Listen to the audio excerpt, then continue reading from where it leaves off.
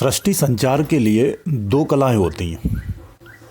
इसी से सारी सृष्टि का संचार होता है। वे दोनों कलाओं का नाम है नाद कला और बिंदु कला। तो जो पूर्ण सतगुरु होता है ना, वो नाद और बिंदु दोनों कलाओं से परिपूर्ण होता है। या यूं कहूं कि इन दोनों कलाओं से अतीत है। जब तक इन दोनों कलाओं से पार नहीं हो जाता कोई भी साधक हो, तब तक वो साधक गुरु नहीं माना जाना चाहिए, या वो गुरु बनने योग्य नहीं होता है।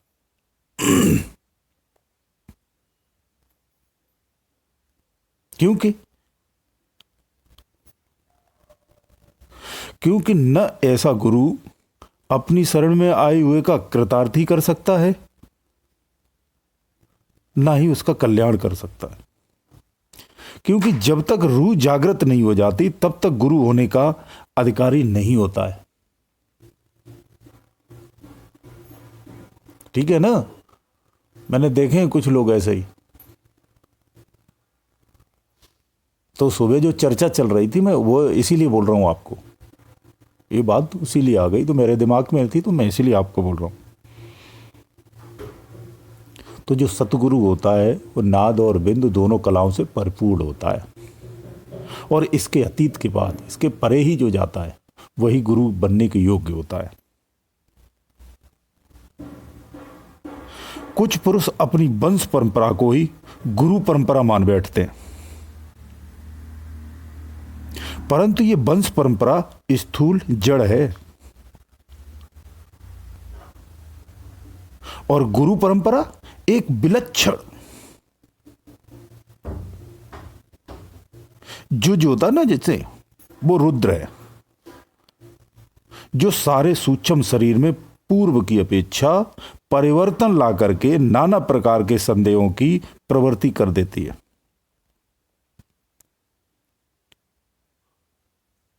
जब तक जुझ नहीं होता तब तक कोई प्रभाव भी नहीं होता है।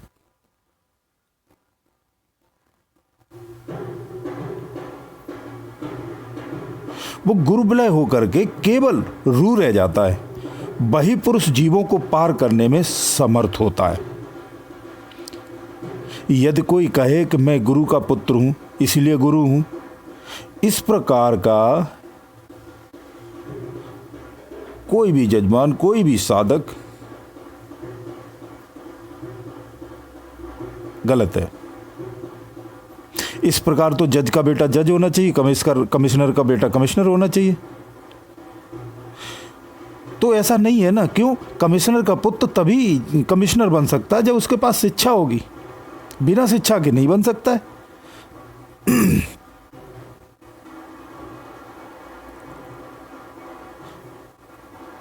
उसे शिक्षा, डिग्री, सब कुछ प्राप्त करना पड़ेगा, तभी वो उस पद का अधिकारी होगा। तो परम ब्रह्म परमात्मा की असीम अनुकंपा से इस जीव को सतगुरुदेव प्राप्त होते हैं। तो सतगुरु प्राप्त से जो भी जिज्ञासु होते हैं उनको फिर त्याग और उपाय नहीं करने पड़ते जो भौतिक में आते हैं। जिज्ञासु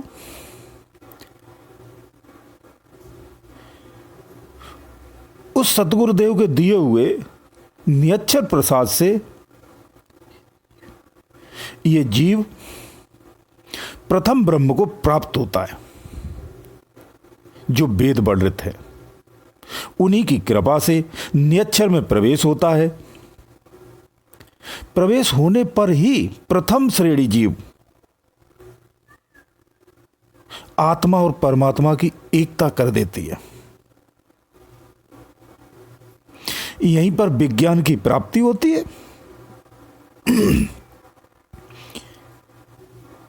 यहां पर जिज्ञासु परमात्मा पद को प्राप्त करके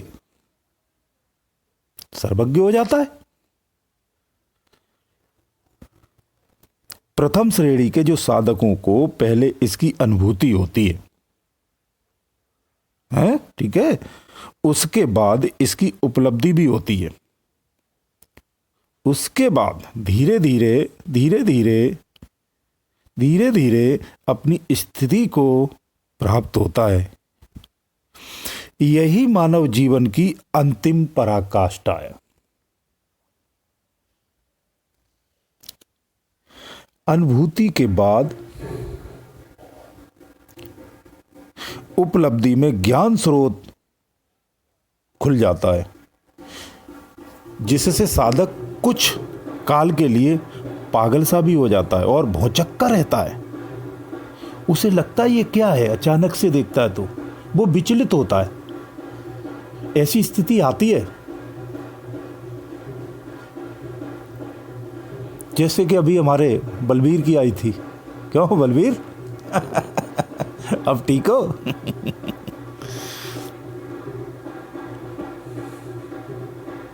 फिर इसके आगे जब ये क्रॉस हो जाता है, एक समय रहता है, उसके बाद ये स्थिति खत्म हो जाती है।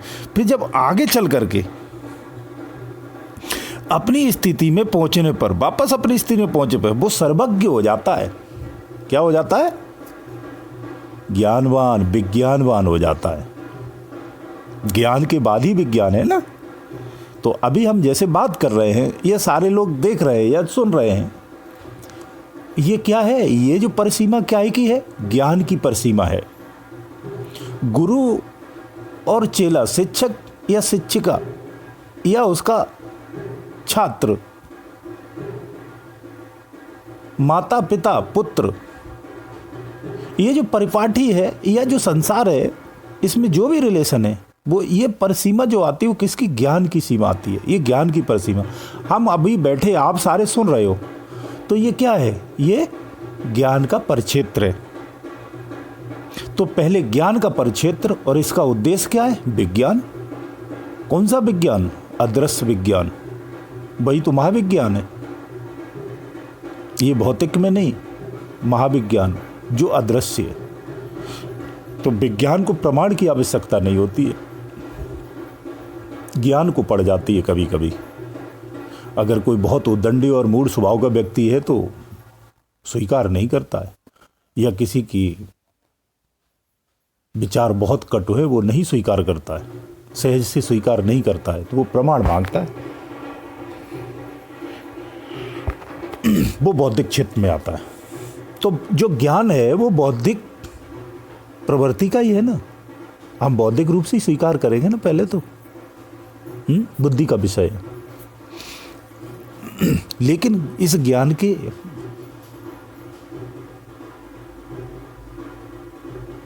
अदृश्य में जाएंगे तो इसकी दुनिया अलग होती है। तो हमारा ज्ञान का उद्देश्य विज्ञान में ही पहुंचाना होता है, ठीक है ना, कंफ्यूज नहीं होना। तो मैंने कहा ना कि जब ये स्थिति आपकी आती है, भौचक्के वाली जब स्थिति आपकी आती है, तो इस भौचक्के वाली जब स्थिति से आप पार हो जाते हैं तो फिर आप कैसे हो जाएंगे? सर्वज्ञ हो जाएंगे। इसे प्राप्त करने के बाद फिर वापस वो चीज रिपीट नहीं होती कभी भी। लेकिन इससे पहले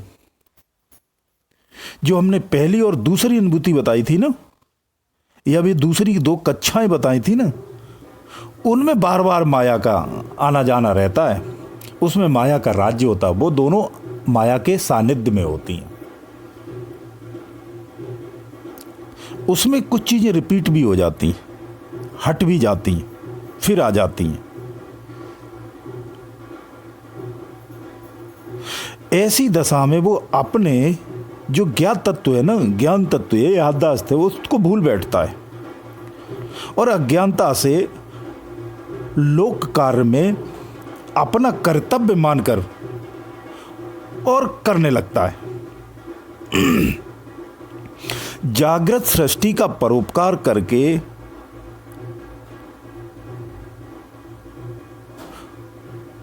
भार वाहक बना रहता है, यानी वो भार ढोता रहता है या उस भार को लादे रहता है। परंतु स्थिति प्राप्त होने पर कर्तव्य विशेष, वो कर्तव्य निशेष हो जाता है। पर अपने संकल्प से ही जगत सृष्टि को लाभ पहुंचा देता है। ये अज्ञेय संकल्प संस्कारी पुरुषों के लिए अगम्य है। ठीक है ना। प्राचीन वैदिक काल में, अब मैं थोड़ा सा कर्म के बारे में आपको बता दूं। जैसे कहते हैं ना, प्राचीन काल दो मार्गों का कथन किया गया है कर्म को लेकर के, एक कर्मयोग, एक ज्ञान योग।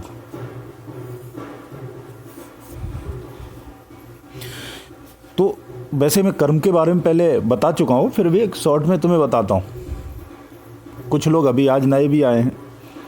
कर्मयोग जिसमें पूजा, अर्चना, वंदना, स्मरण, कीर्तन, आसन, प्राणायाम, इंद्रियां, निग्रह, तीर्थ, ये सब आते हैं। ये किस में आते हैं? सब कर्मयोग में आते हैं।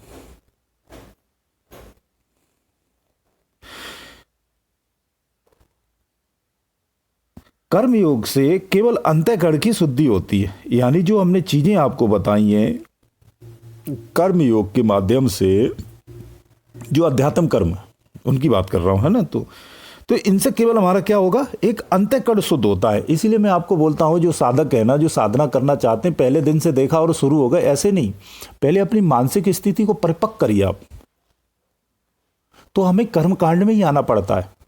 संकल्प विकल्पों को करिए, अपनी वाणी की शुद्धता करिए, अंतःकरण का शुद्धता करिए, अपने आप को कंट्रोल करिए। आपके खान पीन अच्छे होने चाहिए, सात्विक बनना पड़ेगा आपको। पूजा उपासना करके अपने अंतःकरण को शुद्ध करिए, भोजन कम करिए जिससे आपकी पाचन क्रिया सही हो, शरीर स्वस्थ हो। रोग में आप भजन साधना नहीं कर सकते। भजन यानी मनन वाला कर्मकांडी भजन। तो पहले स्वस्थ होइए, शरीर से स्वस्थ हो, फिर मानसिक रूप से स्वस्थ हो। जब मानसिक रूप से आप परिपक्व हो जाएंगे ना, उस परमात्मा से प्रेम करना पड़ता है, और अघोर प्रेम करना पड़ता है, गहराइयों में जाके प्रेम करना पड़ता है। उसके प्रति आस्था और भक्ति जगानी पड़ती है। जब उसके प्रति गहरा प्रेम हो जाएगा तो वहां आनंद होगा। जहां प्रेम है वहां आनंद है।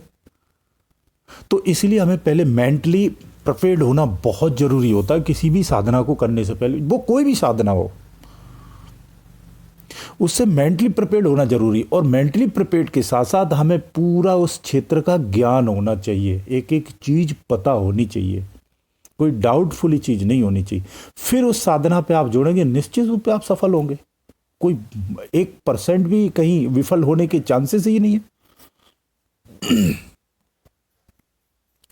तो साधना से पहले हमें मानसिक रूप से प्रिपेयर्ड होना चाहिए और नॉलेज होना चाहिए। पहले आप ज्ञान लो। साधना से क्या होता है, आप विज्ञान की तरफ जा रहे हैं, तो विज्ञान की तरफ जाने से पहले ज्ञान चाहिए ना। ज्ञान का उद्देश्य ही विज्ञान प्राप्त करना है। तो जब आप ज्ञान से परिपूर्ण हो जाएंगे तो विज्ञान तो मिलना ही मिलना है आपको। तो किसी भी साधना से पहले उसकी पूरी आपको जानकारी होना बहुत जरूरी होता है। पूर्ण जानकारी ले, कोई संशय ना रखें। क्योंकि ऐसा होता है, कुछ लोग ऐसी साधना करते हैं कि बगैर जानकारी के आप साधना कर रहे हो तो जरूरी नहीं आपको सफलता ही मिले। सफलता मिल भी गई तो जरूरी नहीं आपका उसी फायदे में ही आए, हो सकता है आपका नुकसान उठा ले आप। कौए को रोटी फेंको तो वो पत्थर समझ के उड़ जाता है। क्यों? उसे भरोसा नहीं है ना, उसे डाउट है ना। जबकि पंछियों में सबसे चतुर प्राणी कहा गया। तो ऐसी चतुराई किसी काम की नहीं। इसलिए पूर्ण पहले ज्ञान लो, उसके बारे में जानो, समझो। कहीं डाउट है तो पूछो, मैं बताऊंगा ना मैं किस लिए हूं। उसके बाद साधना करो। मैं गारंटी देता हूं, निश्चित आप सफल होंगे, 100% सफल होंगे। और आपका निश्चित कल्याण होगा। आपको दिव्य शक्तियों की प्राप्ति होगी। इन शक्तियों को पाना कोई बड़ी बात नहीं है। आप प्राचीन काल को उठा के आप देख लो, उस जमाने में और इस जमाने में क्या फर्क है। आज के टाइम में जैसे हम मोबाइल चलाते, किसी से भी बात करते, पहले ये सिद्धियों से, ये शक्तियां सामान्य बात हुआ करती थी। ये इसी तरह से चलता था। ये अदृश्य जो विज्ञान है ना, इसी का इस्तेमाल करते थे। क्यों? एक रीजन है, उस समय जो था, उस समय की जो जनरेशन थी, उस समय जो प्राणी था, वो वास्तविकता से जुड़ा हुआ व्यक्ति होता था। गुरुकुलों में शिक्षा होती थी, अध्यात्म शिक्षा सिखाई जाती थी, उसी की साधना याचना करते थे वो। तो उस समय एक आदमी अध्यात्म से जुड़ा हुआ था,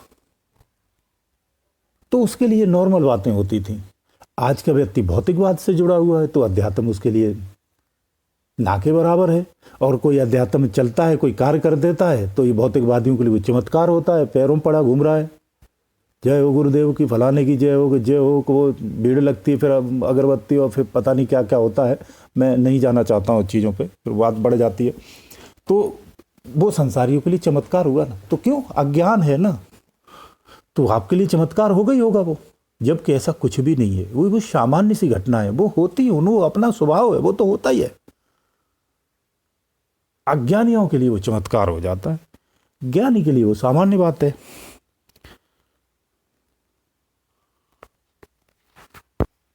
इस कोई भी वस्तु को जब तक आप उसके बारे में पूर्ण जानकारी ना ले लें, तब तक उसे अपनाना नहीं चाहिए। बाकी आप लोग समझदार हैं, चीजों को समझते हैं। संशय में भी कोई कार्य नहीं करना चाहिए।